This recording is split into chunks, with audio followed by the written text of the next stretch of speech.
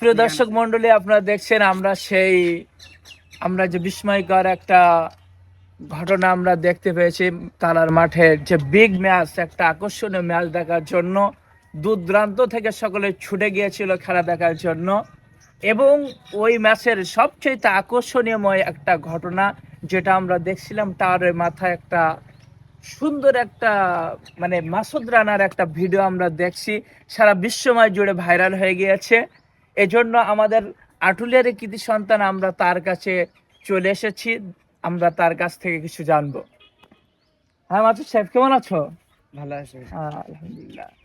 তারপরে আমরা যে ইউটিউব ফেসবুক সব জায়গায় দেখছি যে তোমার ভাইরালের একটা বিস্ময়কর ঘটনা সারা বিশ্ব ছড়াই গেছে, এর জন্য তোমার কেমন লাগছে? আলহামদুলিল্লাহ, অনেক ভালো লাগছে।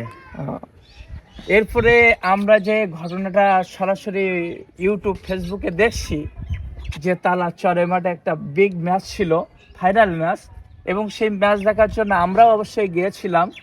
আমরা একটা পরিবেশে কষ্ট করে খেলা দেখছিলাম, কিন্তু কি কারণে তুমি দেখলাম টাওয়ারে মাথায় উঠে খেলা দেখছো, কি কারণে? ওখানে আমি দুবার ঘুরছি মাঠের চারিপাশে, তাই কোনো পরিবেশ পাইনি খেলা দেখার, তাই বাধ্য হয়ে টাওয়ারে হচ্ছে।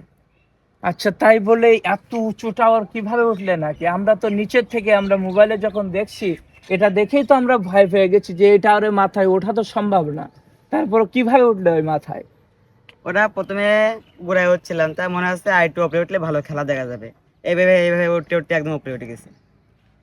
আসলে আমরা যে সবাই দেখেতে হতভম্ব যে আসলে এই টাওয়ারের মাথায় যে ছোট্ট চার কোনো একটা স্টেপ আছে দাঁড়ানোর জন্য, আসলে দাঁড়ানো তো সম্ভব না। তারপরও ওর উপরে উঠে তুমি যে দাঁড়ায়, শুধু দাঁড়াও নাই, দুই হাত ছেড়ে দিয়ে হাত প্রসার করে দিয়ে কি জানাতে চাইছিলে? আমার টিম খুলনা, তাই আমি ওই উৎসাহ পেয়ে আনন্দিত হয়ে আমি হাত লম্বা যে করছি। টাওয়ারের চূড়ায় উঠছিলে, এটা আসলে কি ওঠা ঠিক হয়েছে?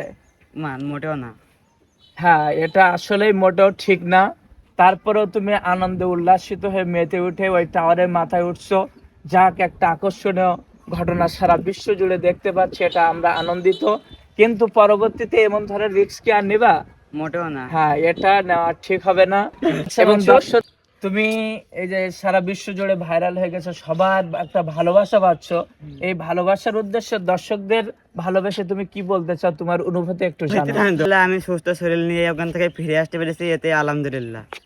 আর আমি আপনাদের বলবো যে ওখানে এভাবে কেউ রিস্ক নিয়ে খেলা দেখবে না। আচ্ছা, পরিশেষে মাসুদ, তুমি দর্শকদের উদ্দেশ্যে, তুমি যে এত ভালোবাসা পেয়েছো দর্শকদের, এই ভালোবাসার সম্বন্ধে কিছু দর্শকের উদ্দেশ্যে কিছু বলো। কেউ এই এত রিস্ক নিয়ে খেলা দেখবেন না, জীবনে রিস্ক নিয়ে কেউ খেলা দেখবেন না। আর আমি এখন ভাইরাল হয়ে গেছি, আমাকে সাপোর্ট করবেন এবং আমার জন্য দোয়া করবেন। আসসালামু আলাইকুম।